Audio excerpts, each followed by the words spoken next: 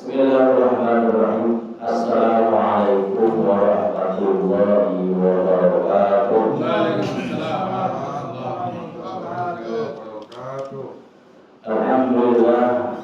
Innal hamdalillahilladzi anzala as-sakinah fi qulubil mu'minin liyazdadu imanan ma'a imanihim. Asyhadu an la ilaha illallah wahdahu la syarika lah, al-malikul haqqul mubin. Wa asyhadu anna sayyidana Muhammadan abduhu wa rasuluh, sayyidul mursalin, sayyidul awwalin wal akhirin. Allahumma shalli wa sallim wa barik ala sayyidina wa habibina wa syafi'ina wa maulana Muhammadin wa ala alihi wa sahbihi ajma'in, amma ba'du. Wa qad qala Allah ta'ala fi kitabihil karim wa huwa asdaqul qa'ilin. A'udzu billahi minasyaitonir rajim. Bismillahirrahmanirrahim. Wa rafa'na alladziina aamanu minkum walladziina utul ilma darajat. Wa qala an-nabiyyu sallallahu alaihi wasallam, talabul ilmi fardun 'ala kulli muslimin wal muslimat. Shadaqallahul 'azim. Wa sadaqa rasuluhun nabiyyul habibul karim wa nahnu 'ala dzalika minasyahidin wasyahidin walhamdulillahi rabbil alamin.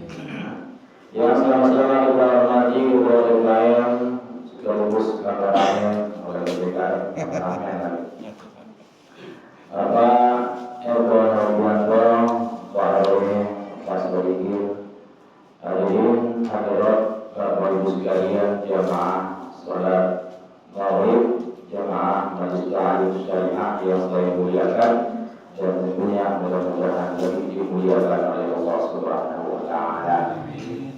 Alhamdulillah, puji syukur kepada Allah setelah kita libur lumayan panjang, rutinitas kajian mingguan karena bulan Ramadan. Hari ini kita berjumpa kembali, berjumpa yang pertama, ta'lim yang pertama dengan saya pasca Ramadan. Mudah-mudahan tentunya kita berharap segala amaliyah Ramadan kita, baik berpuasa, sholat tarawih, sholat sunnah, tadarus, kemudian sedekah, zakat yang kita tunaikan diterima oleh Allah dan diberkati pahalanya. Mudah-mudahan jadi catatan kelak amal soleh kita di hari kiamat. Amin ya rabbal alamin.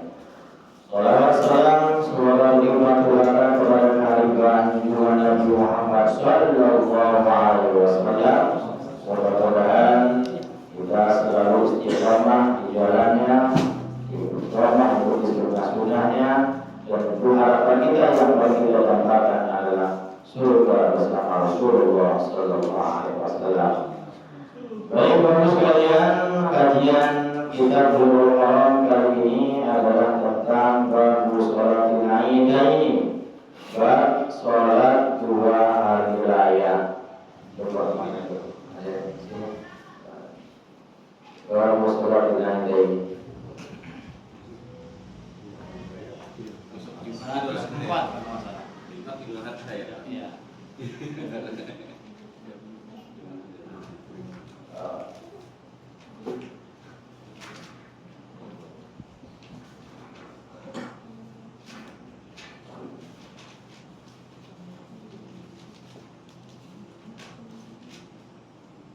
Halaman 97, bab sholatil aidaini.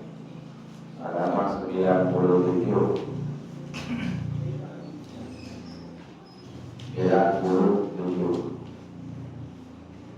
Bab sholat dua hari raya, bab di antara dua lebaran, gitu ya. Karena kita baru saja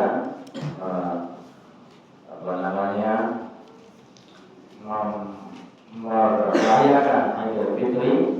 Insya Allah kita lebaran kedua kalinya Idul Adha, Idul Akbar. Insya Allah lama lagi bulan Mei, Juni, ya. Iya. Insya Allah belum tentu karena tanggalnya belum ketahuan sudah. Ya, kalau Zulhijjahnya belum ketahuan, ya belum ketahuan kapan. Nanti kita lihat.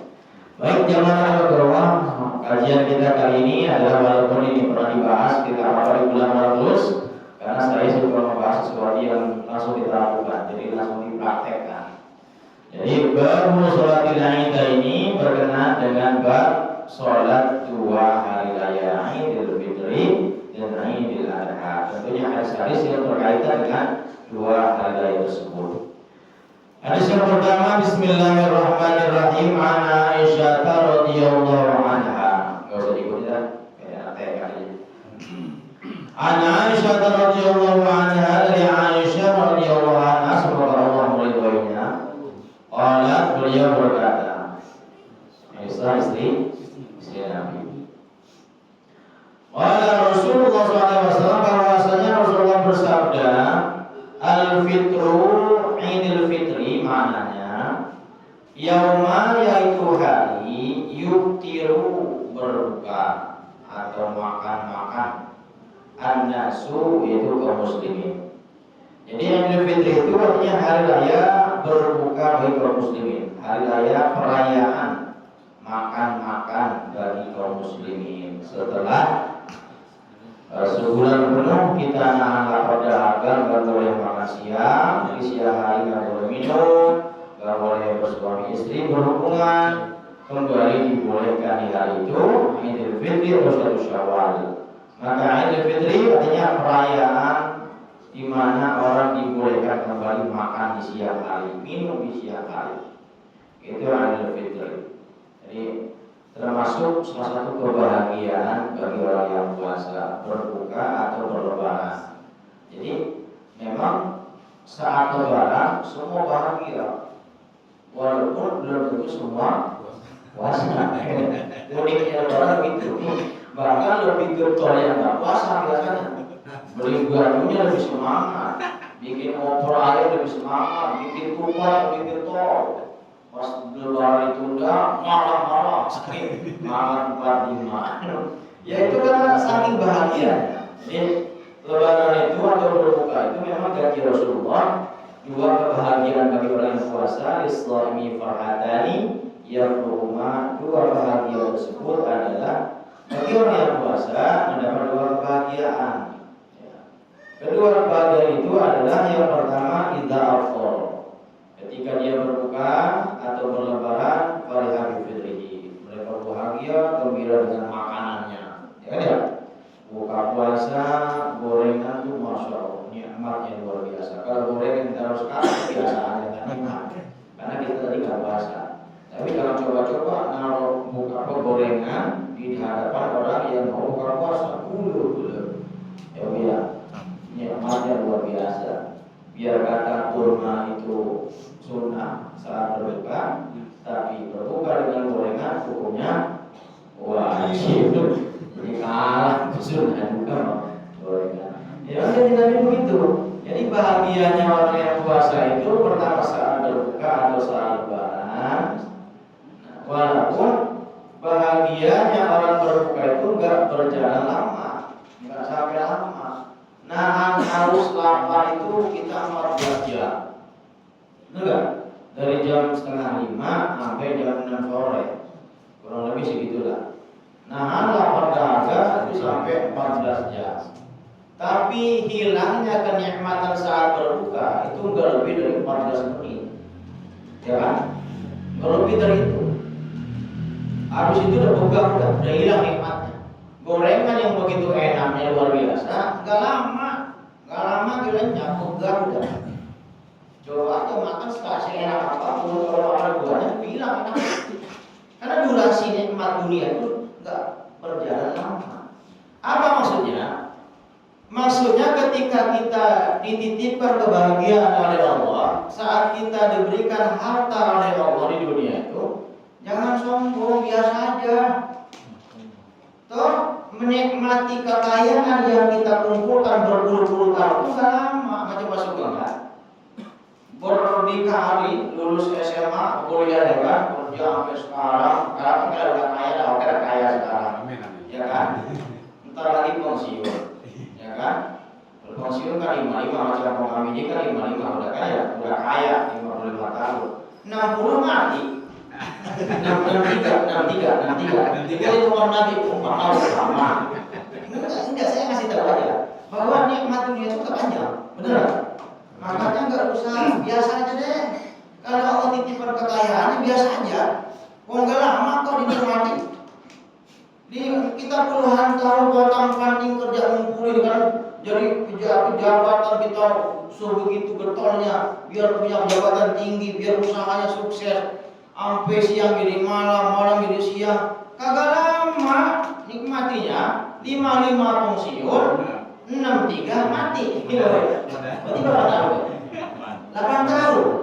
Jadi menikmati hasil jeripahnya itu cuma 8 tahun. Habis itu udah jadi rebutan anak keturunan, ya kan? Jadi fitnah. Jadi makanya biasa aja. Makanya kalau kaya dikasih rezeki sama Allah, punya banyak harta, ya kayak Nabi aja deh. Kayak Pak Eko dah gitu. Ya, kalau makan rumahnya diinfakin ke masjid, gitu ya. Gitu. Nah buat apa coba? Ya kan kata saya bilang Pak Eko jadi masjid, insya Allah jadi masjid itu nyambung ya, nge-air begitu masjidnya. Umpama, yang begitu. Jadi kita berbuka itu yang begitu nikmat udah lama, 14 menit hilang udah. Artinya boleh kita berbahagia, tapi ingat nikmatnya kenikmatan dunia itu, nikmatnya rezeki dunia itu, nikmatnya kekayaan itu gak berjalan lama. Habis itu hilang. Yang kita dambakan adalah kebahagiaan yang kekal, kebahagiaan yang baqi atau baqo, kebahagiaan yang hakiki, yaitu idza laqiya rabbahu fariha bisawmihi. Orang yang puasa itu menikmati kebahagiaan yang kedua nanti di hari kiamat saat mereka menghadap kepada Allah, berjumpa dengan Allah, mereka fariha bisawmihi, bahagia menghadap Tuhan karena bawa catatan pahala puasa. Itu yang kekal, itu yang abadi. Jadi andai kata kita enggak dititipkan kekayaan di dunia, sabar aja, soleh aja udah soleh. Jadi orang soleh enggak apa-apa enggak kaya, di sana kekayaannya abadi. Bu. Kalau umpama takdir suami ibu enggak jadi orang kaya, sabar, soleh aja, soleh ada. Itu ya. Enggak diumpama udah bertempati lagi kita udah kerja enggak kaya-kaya juga umpama. Ya udah enggak usah muluk-muluk, jaga sholatnya, ibadahnya, jaga akhlaknya, sama suami taat, masuk surga, di surga kaya bebas. Kan enak, abadi kekal, enggak sementara. Makanya saya kan bikin begitu, udah capek banget nih enggak kaya-kaya. Udah aja kita jaga ibadah, jaga akhlak, jangan banyak dosa sama manusia. Ya kan? Nanti kita usul khotimah di sana kita puas-puasi. Kan begitu enak. Dan itu pasti. Kerja keras kita, ikhtiar kita dalam ibadah, insya Allah kita dapatkan nikmatnya di hari kiamat kelak. Tapi kerja keras kita untuk dunia belum tentu kita nikmati di dunia. Ya kan? Udah begitu semangatnya kerja, belum pensiun masih belum nikmat kaya, belum modal keluar. Tapi kan justru pasti. Nah, maka dari itu mudah-mudahan tentunya kita berharap kedua bahagia ini kita dapatkan semuanya, bahagia saat berbuka, bahagia saat lebaran, dan itu bahagia di hari kiamat kita berjumpa dengan Allah bahwa catatan pahala puasa di mana Rasul pun tidak tahu seberapa besar pahala puasa. Kenapa? Karena satu-satunya ibadah yang langsung Allah nyatet pahalanya, Allah berikan ganjarannya adalah pahala puasa. Kullu amal ibni Adam lahu illa shiyam fa innahu li wanazibi. Seluruh amal anak Adam itu urusan dia baginya, tetapi kecuali puasa. Sesungguhnya puasa itu untukku dan aku langsung kata Allah yang memberikan ganjarannya. Spesial sekali itu ibadah puasa. Jadi itu pertama tentang Idul Fitri. Jadi harganya makan-makan, diperbolehkannya makan lagi setelah kita dilarang selama sebulan makan minum berhubungan di siang hari di bulan Ramadan. Wal adha, sementara Idul Adha maknanya adalah yaumah hari, yudhi artinya penyembelihan atau berkurban, an-nasu kaum muslimin.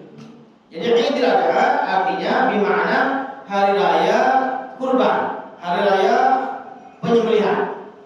Idul Adha. Bahkan itu Idul Akbar atau Idul Akbar, haji besar. Idul Adha. Berkurban hukumnya dua pendapat yang berbeda. Jumhur ulama, mayoritas ulama mengatakan kurban hukumnya sunnah. Mazhab Maliki, Syafi'i, Hambali kurban hukumnya sunnah. Tetapi bagi mazhab Hanafi atau Imam Abu Hanifah bahwasanya kurban itu hukumnya wajib bagi yang mampu. Untungnya kita ikutin mazhab Syafi'i. Kalau ikut mazhab Hanafi banyak yang kurban ini karena wajib. Nah, karena kamu hukumnya sunnah, tapi orang enggak pada kurban, ya kan? Status hukumnya sunnah.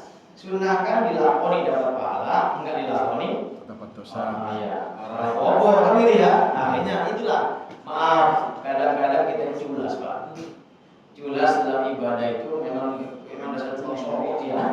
Jadi ibadahnya ibadah nyogok semua. Sekira dia agak wajib nggak lakoni, kalau wajib dikerjain, kalau dikerjain sekedar menggugurkan kewajiban. Begitu ya. Culas sih, Pak. Manusia itu makhluk culas gitu loh.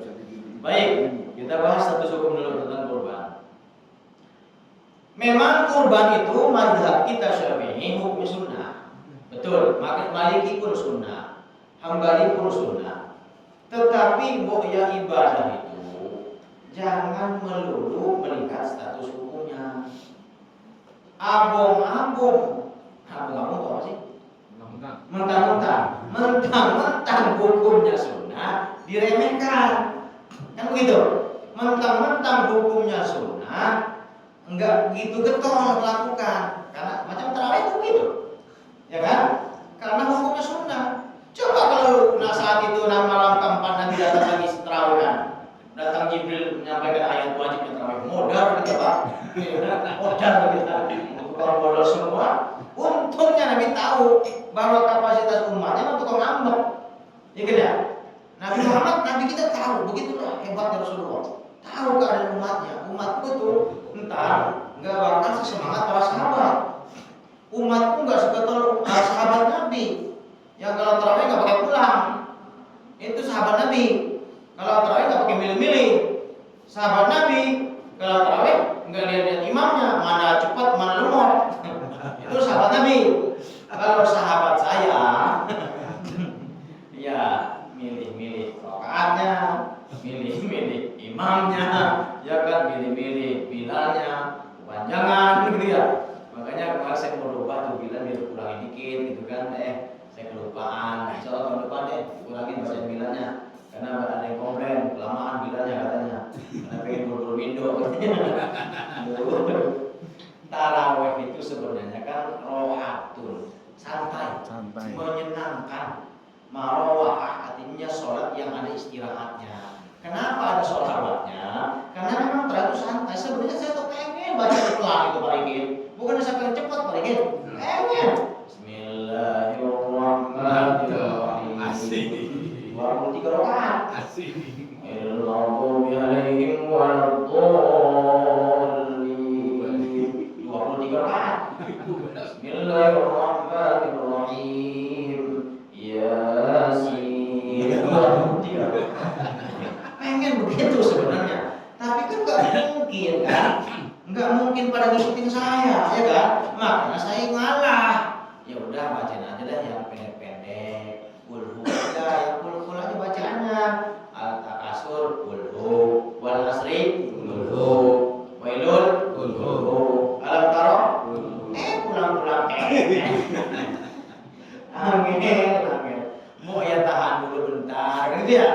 Sabar, nikmatin aja. Makanya gini, yang bikin kita capek tarawih itu bukan rokaatnya. Ya gitu. Yang bikin kita capek tarawih itu bukan bacaan imamnya, bukan cuma rokaatnya, tapi sugestimu. Sebelum takbir, udah ngomongin duluan. Sebelum takbir udah ngomongin 8 pulang, ya 8 pulang. Kalau sudah sugesti. Saya kasih contoh sama saya. Sugesti itu apa sih kalau bahasa Arabnya? Aku yakin. Jadi keyakinan kuat. Itu terbukti saat kita puasa. Kalau kita baca doa setelah takbir kan, Bismillahirrahmanirrahim, Bismillahirrahmanirrahim, nawaitu sauma qadin an adai fardhi syahri ramadhana hadhihi sanati lillahi. Itu bacaan apa? Bacaan nih niat secara istilah. Tetapi secara makna sebenarnya itu kita sedang mensugesti diri kita. Nama itu aku berniat sauma qadin, puasa esok hari. Kalau bahasa Jawa, pokoknya sesok poso, pokoknya besok puasa, pokoknya sesok orang udut. Coba pikir logika. Ya. Pak Barok kalau nggak puasa, pagi-pagi ngerokok pusing nggak? Kalau nggak puasa, mumet kan? Tapi saat semalam sudah niat puasa, nama itu sauma qadin, besok nggak ngerokok pusing nggak? Kenapa nggak pusing? Karena puasa kan sudah sugestinya begitu. Ini ibadah begitu Pak caranya, biar kita nggak ngambukan mulu, nggak ngambek mulu tentang ibadah. Jadi awal kita semantapkan, pokoknya besok puasa orang makan orang udut, kan begitu kan? Orang mono-mono gitu loh, mono-mono gitu kan? Ya kuat sampai sore, karena sudah bertekad pokoknya besok puasa, besok nggak makan, kuat sampai sore. Yang nggak ngerokok, kuat nggak ngerokok seharian. Coba bandingkan saat mereka malam gak niat yang ngerokok itu, malam gak niat gak ngerokok itu, besok pagi uring-uringan. Nah yang uring-uringan saat tarawih itu karena itu malamnya gak mantap niatnya, atau ketika takbirnya itu udah mikirin lapangan udah pokoknya pulang. Alasannya imamnya kecepatan.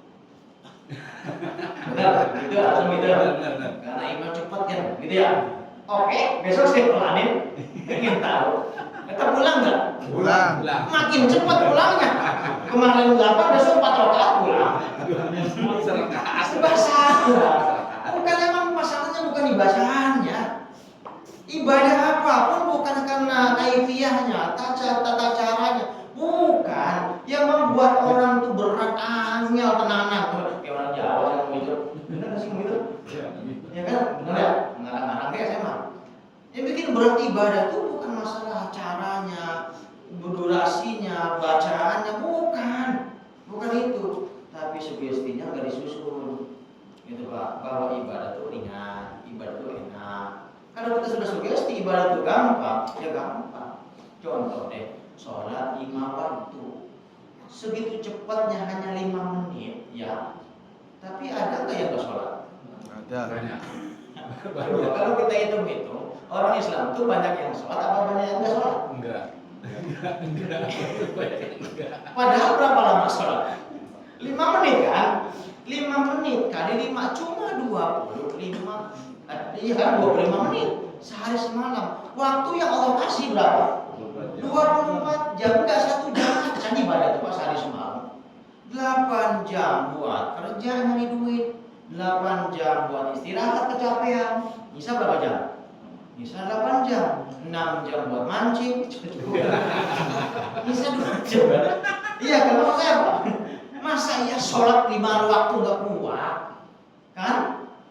Berarti bukan masalah karena sulitnya, panjangnya sholat itu. Kalau kita nggak bisa apa-apa, Fatihah belum hafal, ucapkan Allahu Akbar, Subhanallah, Walhamdulillah, Wala ilaha illallah, Allahu Akbar, Allahu Akbar, usah sholatnya. Bagi mu'allaf orang-orang yang belum tahu Fatihah, belum tahu bacaan sholat, nggak tahu apa-apa, takbirnya Allahu Akbar, Subhanallah, Alhamdulillah, Wala ilaha illallah, Akbar, sah sholatnya. Bagi orang yang belum bisa apa-apa. Sekarang susahnya di mana? Susahnya di mindset kita. Tidak disusun bahwa ibadah itu ringan, tidak dibentuk, tidak disugestikan bahwa ibadah itu mudah. Gitu caranya. Jadi mulai sekarang diganti. Sama dengan kurban. Kurban itu hanya bisa dilakukan sama orang-orang hebat. Kurban itu yang berani berkurban besok itu orang hebat. Karena orang berkurban itu enggak mesti kaya. Orang kurban itu orang yang membuktikan kepada Allah bahwa dia tidak tergila-gila dengan dunia. Dia buktikan kepada Allah bahwa kecintaan terhadap dunia tidak membuat gelap mata sehingga menutupi kecintaannya kepada Allah Subhanahu wa taala. Itu kurban. Saya catat ulangnya. Kemarin kurban begini. Masih pemain lama. Ya itu, jadi kurban itu memang ada orang hebat. Lan tanalul birra hatta tunfiqu mimma tuhibbun. Surah Al-Imran. Bahwa kata Allah, kamu tuh belum baik, belum disebut baik, belum dikatakan hebat kata Allah, sehingga kamu bisa mendermakan sesuatu yang kamu cintai, memberikan sesuatu yang kamu senangi, memberikan sesuatu yang berat untuk diberikan. Itu kurban. Sering saya ilustrasikan ya, tapi ibu belum tahu nih kurban kayak apa. Nggak ada TV di situ, bisa kasih TV, kelihatan. Jadi kurban begini, perbedaan sedekah dengan kurban. Diulang lagi ya. Nih, abang ke perbedaan antara kurban. Kalau Ustaz kurban nggak bisa, saya tidak orang kurban. Ada yang toy terus kita mau kurban. Duit 2.000 ada nggak? 2.000 nggak? Kurban begini nih. Umpama saat kita pengajian, saat Jumatan, kita bawa dompet, dalam kantong kita banyak berbagai macam uang. Ada 2.000 warnanya abu-abu monyet. Ada coklat yang gocengan ya 5.000. Ada yang hijau, yang ungu 10.000. Ada yang hijau 20.000. Ada yang biru 50.000. Ada yang pink berapa? Jobek. Perbedaan sedekah dengan kurban. Jadi begini, saya selalu katakan bahwa untuk melihat tolak ukur ramai tidaknya yang berkurban di satu masjid dan mushola, cukup lihat kotak amalnya Itu mah itu aja. Kalau kotak amalnya banyak yang abu monyet, berarti tingkat giro kurbannya di wilayah itu masih rendah. Kalau masjid itu kotak amalnya minimal yang biru, itu pasti yang kurban banyak. Contoh, saat kotak amal lewat, apakah ibu pengajian atau apa namanya Jumatan, kita di dompet di kantong kita berbagai macam nilai uang. Kira-kira ketika kotak amal lewat, yang kecomot yang mana, Bu? Yang kecomot yang mana? 2.000 ya. Nah itu sedekah. Kalau sedekah itu memang ringan. Semua orang, bukan semua, banyak orang mampu, walaupun nggak semua. Kalau sedekah itu kan memberikan sesuatu yang ringan. Barang sisaan, barang udah mau busuk, udah mau basi, uang kembalian udah lecek di 8 biji, 5 biji. Itu yang udah lecek banget itu kan. Itu kan sedekah, banyak yang mampu, walaupun nggak semua. Nah, tetapi saat umpama kotak amal lewat, kita berani menyomot yang paling tinggi, yang warna merah atau biru paling tidak, itu kurban secara hakikat. Karena memberikan, menginfakkan, mendermakan yang berat untuk diberikan itu kurban. Maka saya katakan tadi bahwa kurban itu hanya dilakukan sama orang yang baik. Kurban itu hanya dilakukan sama orang yang membuktikan dirinya tidak hubud dunia. Itu kurban. Kita jangan ngomong hablum nas dulu. Kurban itu kan ibadah hablum minallah wa hablum minannas. Kapan hablum minallahnya? Hablum minallahnya adalah ketika kita memisahkan uang tabungan celengan kita untuk beli kambing atau sapi untuk patungan. Itu hablum minallah. Ya Rabb, buktikan kepadamu bahwa aku tidak tergila-gila dengan harta yang kau berikan kepadaku. Seperti yang Nabi Ibrahim, puluhan tahun pengen punya anak, ketika dipinta sama Allah, diberikan, disuruh.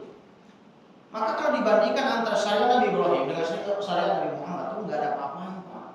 Maka wajar Nabi Ibrahim ketika Nabi Muhammad mi'raj, ya diperintahkan 50 waktu sholat, Nabi Ibrahim kan langit ke berapa? Langit ke-7, ya kan? Nabi Musa langit ke-6. Saat Nabi Muhammad diperintahkan 50 waktu, ya kan? Nabi Muhammad yang terima, tapi ketika turun ketemu Nabi Ibrahim enggak ditegur. Tapi ketika ketemu Nabi Musa ditegur. Ma farḍa 'ala ummatika, wahai Muhammad, apa yang Allah wajibkan kepada umat? Salat 50 waktu. Kata Nabi Musa, angel Muhammad. Irji ila rabbika fa inna ummataka la tusiku, balik neh nang kono.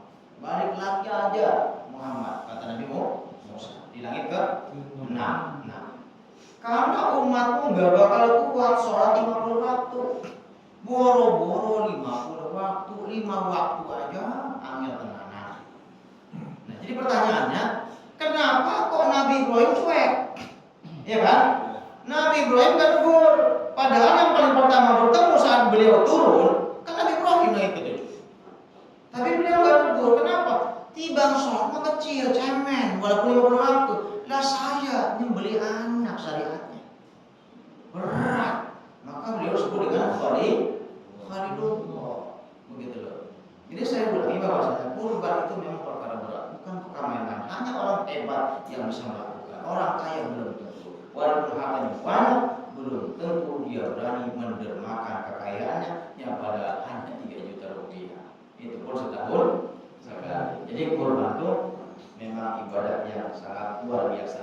Statusnya memang sunnah, tapi fadilah kurban itu tidak sama dengan saat kita menyembelih di luar kurban. Kalau kita motong hewan di luar kurban, saya amalkan dulu kamu jadi korban.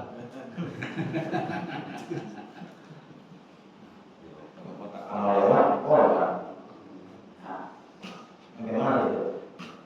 Kalau kita motong hewan, kambing atau sapi di luar kurban, selain kurban, pahala yang kita dapatkan biasanya hanya daging yang kita berikan, kulit kalau kita kasih orang, hanya itu saja. Sementara kotorannya, darahnya, bulu-bulunya nggak hitung. Itu nyembelih biasa. Tidak dengan kurban. Kalau kurban itu seluruh bagian hewan kurban. Jadi ini masuk pemanasan. Bulan besok baru kita bahas kurban spesifik. Biar semangat lah. Mudah-mudahan ada pemain baru deh ya. Pemain lama, baru lagi. Yang kita dapatkan hanya dagingnya saja yang kita kasih orang, bulunya nggak kehitung, darahnya nggak kehitung, kotoran kita pendam nggak dihitung sama Allah. Tidak dengan kurban. Kurban itu seluruh bagian hewan kurban itu dihitung sama Allah, bulunya dihitung satu persatu, dagingnya ditimbang sama Allah, darahnya pun sama ditakar sama Allah, kotoran yang dipendam saat kita memotong hewan kurban itu pun tidak luput dari hitungan Allah, ditakar sama Allah sebagai kebajikan kita. Kurang apa fadilah kurban? Hebatnya fadilah kurban itu, maka ibadah itu jangan melulu melihat status hukumnya. Bagian kata udah luar biasa nih. Biar kata hukumnya sunnah, tapi lihatlah fadilahnya kayak apa. Itu kurban. Tidak ada satu pun yang tidak luput dari catatan Allah daripada bagian hewan kurban. Semuanya ditimbang, semua dihitung, semua ditakar oleh Allah sebagai kebajikan orang yang berani berkurban. Hablum minasnya kurban itu adalah setelah dia disembelih, muncul darah, maka daging hewan kurban itu sudah menjadi hablum minas. Artinya ke siapapun boleh dibagi. Jadi walaupun tanggalan muslim itu boleh dikasih, walaupun utamakan yang muslim. Tapi kalau mau berlimpah semuanya kasih semua. Jangan sampai saat kita bakar-bakar hewan kurban, tangga kita non muslim hanya nyium asapnya doang. Ya, karena sudah hablum minas dagingnya. Gitu ya. Jadi boleh dibagikan. Tapi kita utamakan yang muslim. Karena yang kurban yang muslim. Tapi daging itu sudah menjadi ibadah muamalah, menjadi ibadah hablum minas. Boleh diberikan semua. Itu definisi Idul Fitri dan Idul Adha. Insyaallah barang lagi kita merayakan Idul Adha. Dari sekarang siapkan kurbannya. Kedua, wa an Umair ibni Anas umumah lahu minas sahabah, dari sahabat Umair bin Anas juga dari Umamah lahu minas sahabah, dari sahabat yang hadisnya, anna rabban, sesungguhnya rabban ada sekelompok orang. Rabban itu serombongan orang. Jauh mereka datang kepada Rasul. Fasaidu, mereka bersaksi. Annahum, sesungguhnya mereka, siapa mereka? Serombongan orang tadi. Ra'aul hilala bil amsi, bahwa semalam mereka menyaksikan hilal. Mereka bersaksi bahwa semalam telah menyaksikan hilal atau ru'yatul hilal. Kalau mau puasa berarti ru'yatul hilalnya saat bulan Sya'ban. Kalau mau Idul Fitri berarti Idul Hilalnya kapan? Saat Ramadan 29 Ramadan. Kalau kita mau ibadah haji, Idul Hilalnya saat tanggal 29 Zulqa'dah. Kalau udah ketahuan tanggal 1-nya berarti tanggal 10-nya ketahuan. Jadi sabar Rasulullah, jangan bilang tanggal 10, sabar dulu. Jangan bilang hari Jumat, sabar dulu. Bisa jadi hari Jumat, bisa hari yang lain. Jadi maksudnya kan di sini menjelaskan bahwa rujukan patokan kapan kita lebaran adalah dengan ru'yatul hilal. Fa amarahum Nabi sallallahu alaihi wasallam ayyuftiru. Maka ketika serombongan ini bersaksi bahwa mereka semalam telah melihat ru'yatul hilal, maka Rasul memerintahkan kepada sahabat agar mereka besok lebaran. Jadi patokan lebaran itu adalah ru'yatul hilal. Baik lebaran Idul Fitri ataupun Idul Adha. Nah, besok nih bakal lucu lagi nih. Ada orang berpandangan bahwasanya kita puasa Arafah itu ngikutin orang hukum. Betul ya? Ramai di TikTok, ngaji TikTok sih, bukan ngaji di musola syariah. Jadi, besok nggak boleh puasa haram karena di Mekah sudah hukum, kan gitu ya? Nah, saya kasih tahu, jelaskan diulang terus tiap tahun. Pasti saya bahas begini Bapak. Antara syariat berpuasa di tanggal 9 Arafah, 9 Zulhijjah atau puasa Arafah dengan hukum di Arafah itu dua syariat yang berbeda, dua hukum yang berbeda antara hukum dengan puasa Arafah. Hukum di Arafah dengan puasa Arafah. Namanya sama-sama Arafah. Tanggalnya sama-sama tanggal 9. Wukuf wajib di tanggal 9. Wukuf itu adalah puncaknya haji. Al-hajju Arafah. Haji itu puncaknya wukuf di padang Arafah. Maka walaupun dia sakit, walaupun dia koma, tetap harus dibawa ke padang Arafah. Makanya haji tahun lalu saya ngurusin 2 orang yang sakitnya luar biasa, yaitu cuci darah, ginjal, dengan yang stroke sama sekali nggak bisa ngapa-ngapain. Terik panas 50 derajat Celcius, 55 derajat. HP nggak bisa dihubungi. Saya hanya satu punya kursi roda. Bolak-balik di Panama, di bawah terik 55 derajat panasnya kayak apa itu? Tapi nikmat, enak luar biasa. Nikmat, nggak ada orang bilang haji kapok gara-gara kepanasan, nggak ada. Jangan takut, jangan takut. Kayaknya aku.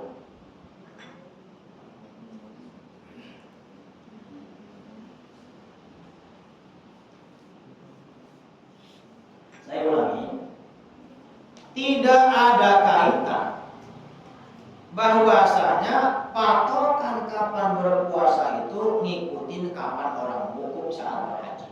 Sama sekali tidak ada dalil yang mengatakan bahwa kita puasa Arafah 9 Zulhijjah itu ngikutin orang kapan wukuf. Kasih tahu. Satu, disyariatkannya puasa Arafah jauh lebih dulu daripada diperintahkan berhaji.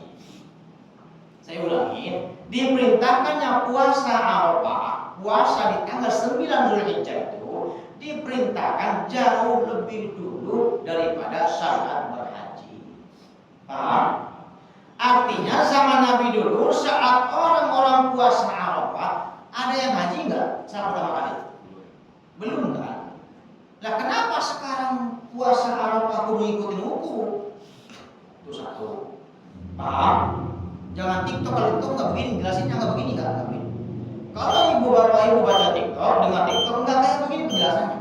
Kalau sedetil-detilnya itu baru satu. Yang kedua, patokan berpuasa itu ru'yatul hilal.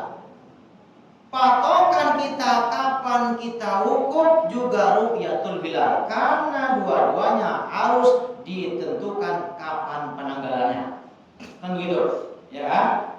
Jadi saat tanggal 29 Zulqa'dah nanti ada ru'yatul hilal. Kemenang akan mengamati hilal kayak kita mau puasa.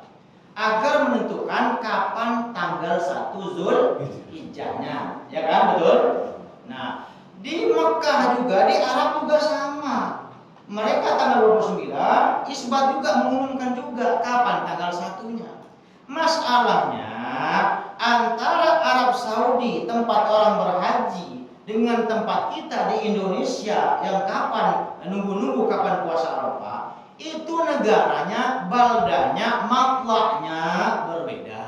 Nanti mata terbitnya matahari, itu kan, terbitnya bulan itu tidak sama. Maka dalam hadis Imam Tirmidzi dikatakan, likulli baldatin ru'yatuha. Setiap negara, setiap wilayah, setiap kekuasaan itu punya ru'yat masing-masing. Arab Saudi mengamati hilal, Indonesia mengamati hilal, Malaysia, Singapura, Brunei semuanya sama ngamatin hilal.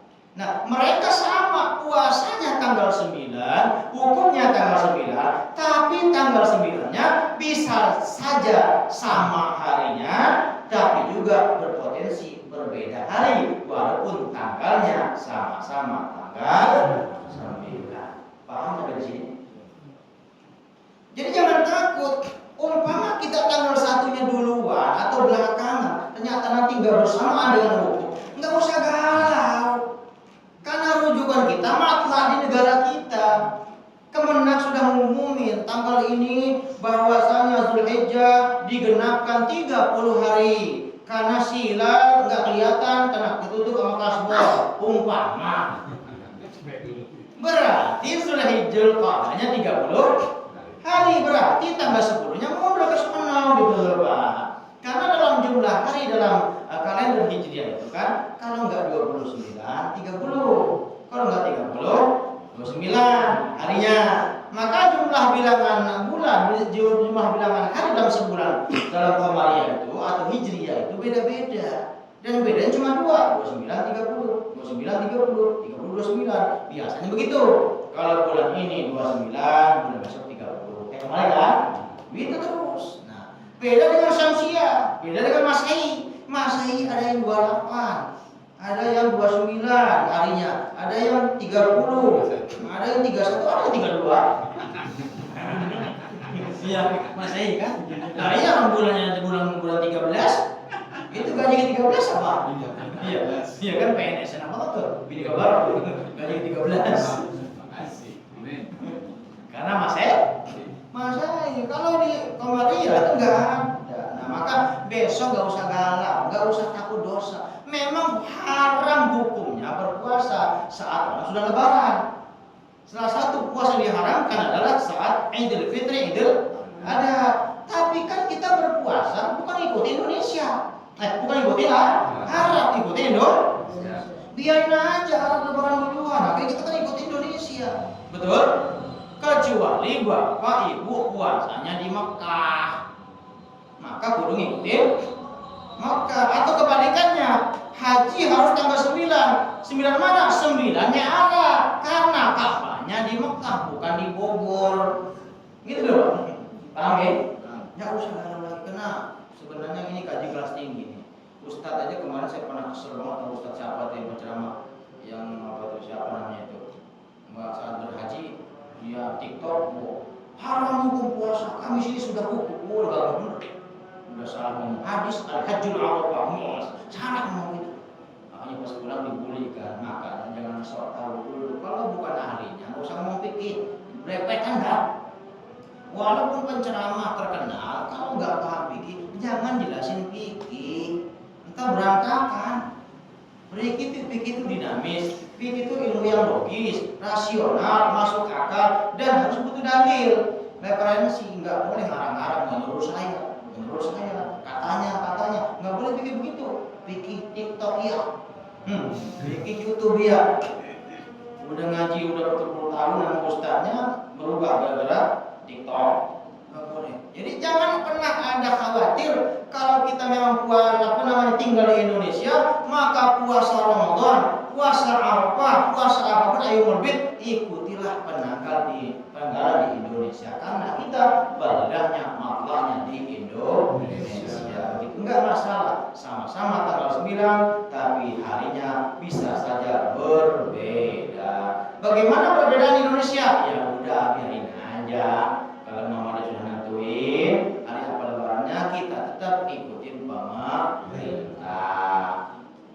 inna ummati la tajmi'u ala dhalalati. Umatku enggak bakal sepakat dengan yang namanya kesesatan.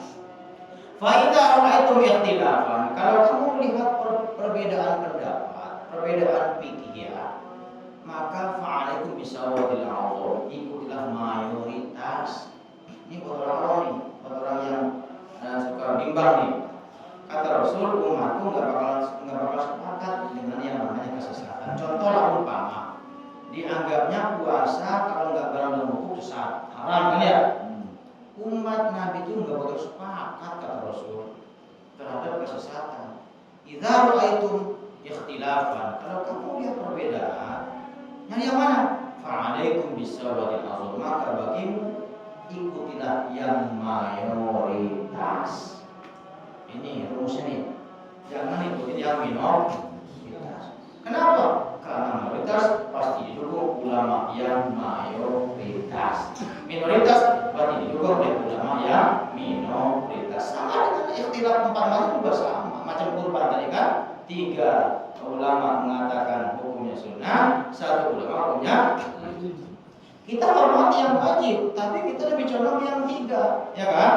Ini imam mazhab semua. Bukan berarti kita menangkan yang ini, biarin aja ada yang lebaran duluan, tapi saya ngikutin yang rame-rame, itu lebih bijak, ikutin yang mayoritas. Maka kenapa tarawih kita pengen 20, di sini tetap 20? Karena kalau 20, yang 8 bisa ngikut.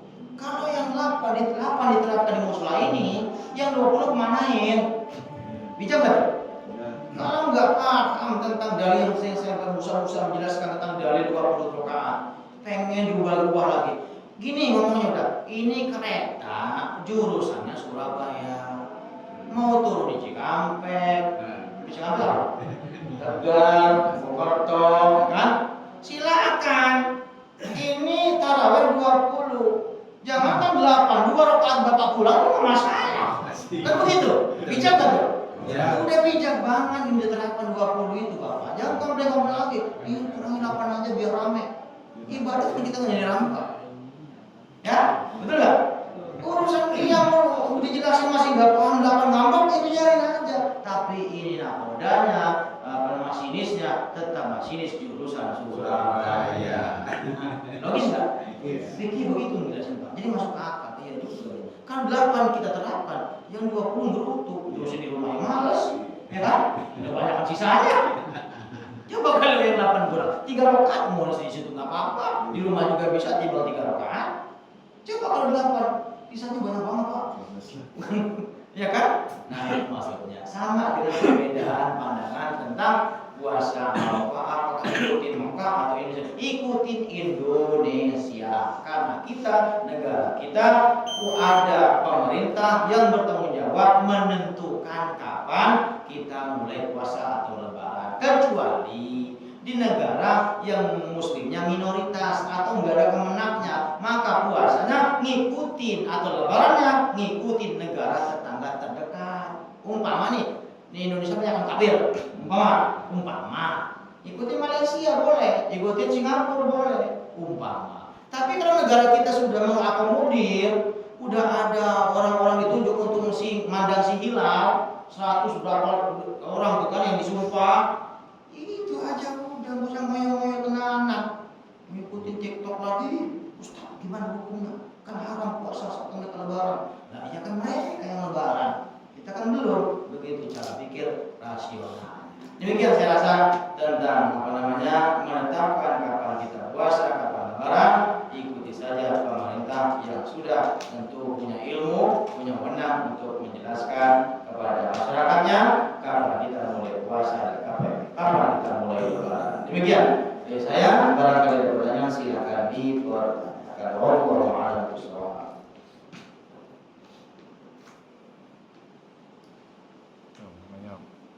Nanya. Usul Pak Eko, karena yang nanya suka laki-laki terus, jadi besok ibu-ibu boleh kasih selembaran kecil untuk nulis pertanyaannya. Barangkali ibu pengen nanya tapi malu, jadi boleh pengajian siapapun dikasih foto-foto segitu, kasih pulpen. Siapa tahu ibu pengen nanya tapi malu, kasih aja kertas sama pulpen. Sambil ngaji sambil mereka membuat pertanyaan. Boleh nanya.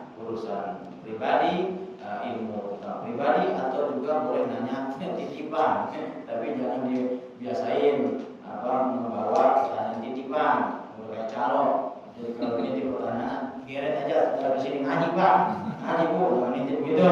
Ya, itu demikian. Oh, pertanyaan silakan. Ustaz, ini Ustaz. Ya. Misalnya gini Pak Ustaz, kita punya hutang puasa bulan Ramadan ya. Misalkan 2 hari Pak Ustaz ya. Cuma pada saat lagi? Enggak, puasa apa itu Idul Adha ya Pak itu. Iya. Tarawih Arafah. Ya, kita sambil melaksanakan puasa itu kita niatkan untuk bayar utang. Nggak bisa. Nah, Tapi ada Pak Ustaz ada yang menjelaskan itu, makanya saya nanya dalilnya seperti apa. Nggak bisa. Oh gitu. Kalau hutang jangan disamakan dengan puasa sunnah. Jangan digabung gitu ya. Itu akal namanya. Oh. Akal malaikat itu. Oh, berarti harus dipisahkan ya. Iya, bisa. Kecuali Nah, gimana Pak Ustaz? kalau umpama macam kontamidi, itu kan biasa Senin Kamis puasa. Iya. Pakai wajib beli, mau kayak Nabi wajib. Atau macam pawin biasa Imul Bid, pertengahan Ramadan. Iya. Biasanya biasa puasa, emang udah amalan. Tanggal 13, 14, 15 biasa puasa umpama. Ternyata besok puasa Arafah di hari itu. Di hari Senin, di hari Kamis, atau di hari Ayyubul di pertengahan bulan. Maka pahalanya double. Karena memang sudah menjadi rutinitas puasa. Itu hebatnya orang yang istiqomah. Nah, kok kami ini kebagian tuh kalau Arafahnya di hari Kamis atau Senin. Iya. Gitu loh, istiqomah gitu. Atau puasa Daud, kita biasa puasa Daud, hari puasa sehari enggak. Pas kita puasa, pas Arafah, itu udah berpuasa. Tapi kalau hutang itu beda. Nggak boleh di samping ini ya. Iya. Kali namanya. Pakai hemat Pak Ustaz. Enggak apa-apa, mau dulu tanya. Biar sekalian. Tapi yang penting begini, Nah. mengkodok puasa, mengganti puasa disegerakan mungkin. Jangan dulu kita puasa Syawal kalau kita belum bayar hutang dulu. Ya, karena puasa Syawal itu hukumnya sunnah. Bayar hutang hukumnya wajib. Hutangnya masih banyak, itu arisan. Kan? Arisan betul, tapi mana-mana. Salah kepre itu, bayar hutang dulu, baru ikut arisan. Walaupun arisan hutang-hutang enek, enggak begitu ya. Oke, ada lagi? Silakan. Ya, sholat Jumat sama sholat Idul Adha masih banyak. Ya. Masih ada.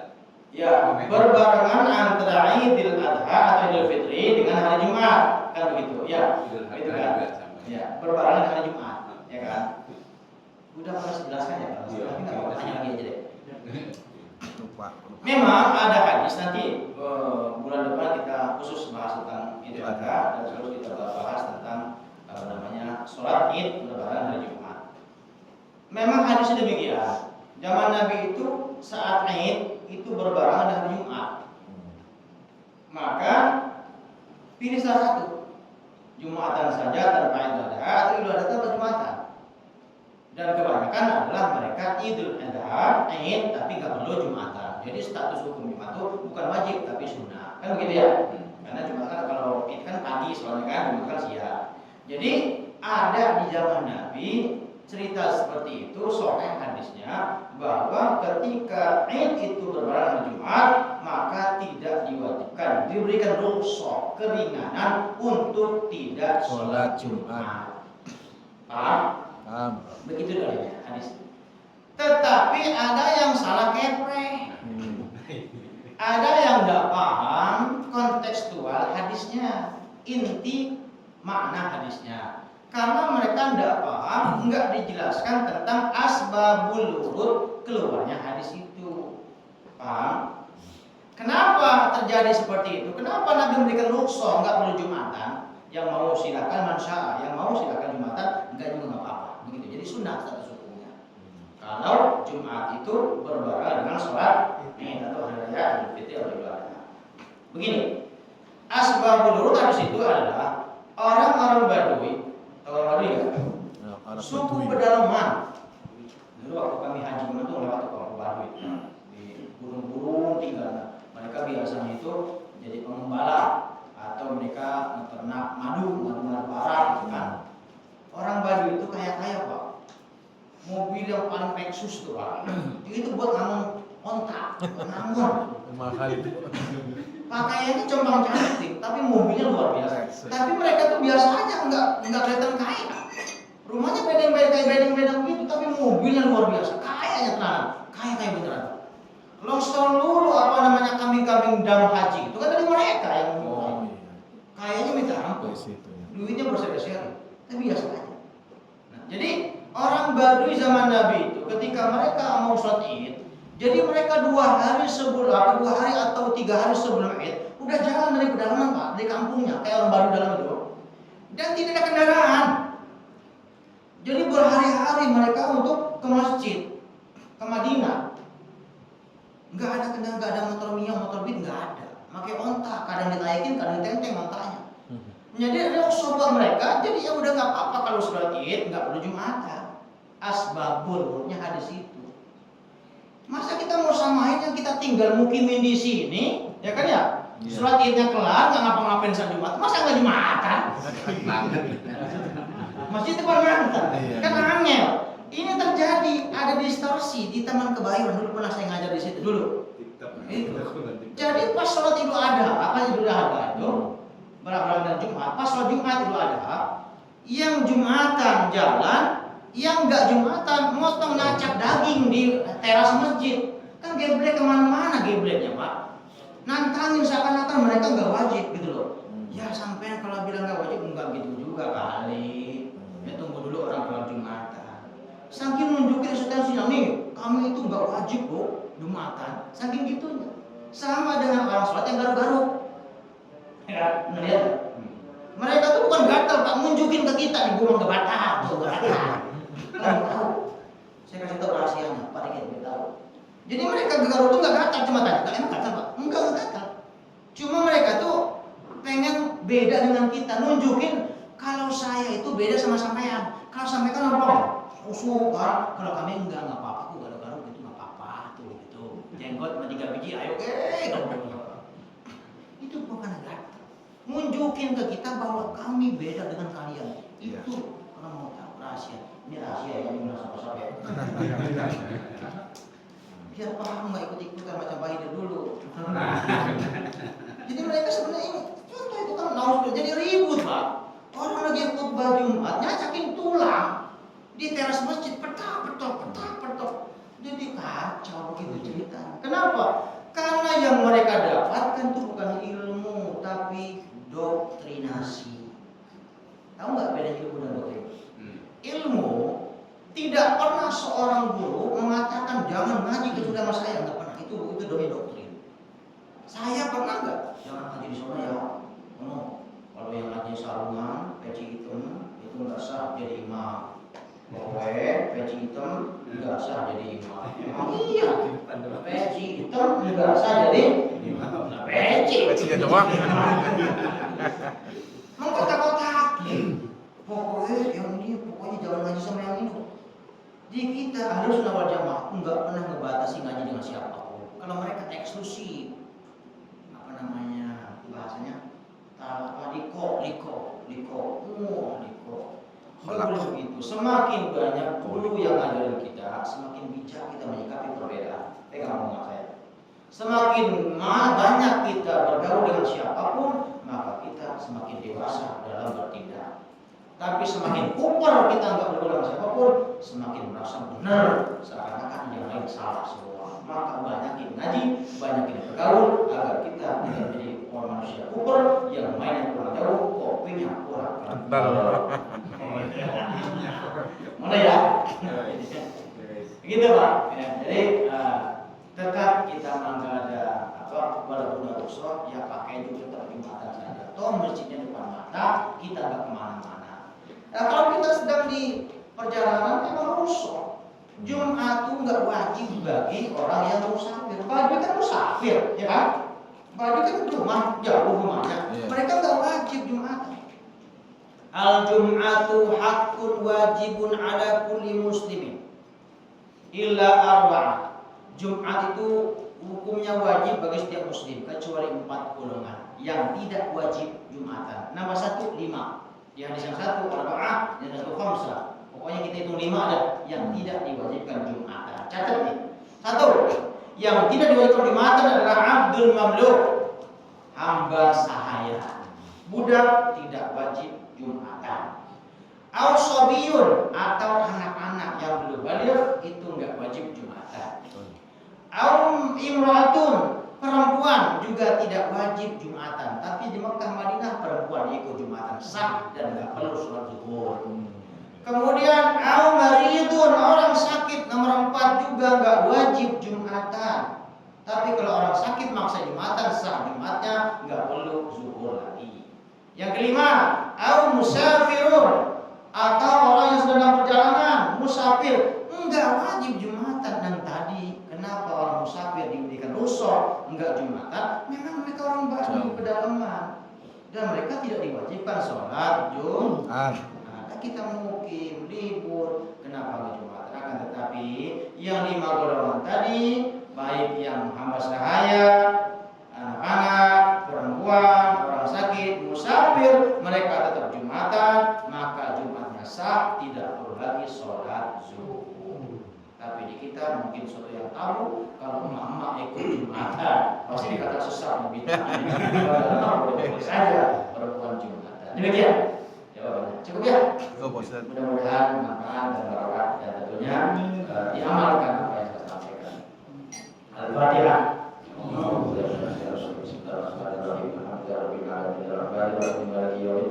إياك نعبد وإياك نستعين اهدنا الصراط المستقيم صراط الذين أنعمت عليهم غير المغضوب عليهم ولا الضالين Amin. يا مجيب السائلين اللهم صل وسلم على سيدنا محمد وعلى آل سيدنا محمد اللهم إنا نسألك علما نافعا وعملا متقبلا ورزقا حلالا طيبا مباركا وشفاء من كل داء.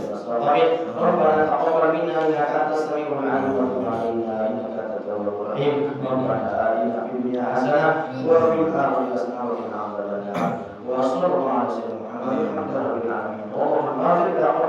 والسلام عليكم ورحمة الله وبركاته. Waalaikumsalam warahmatullahi wabarakatuh.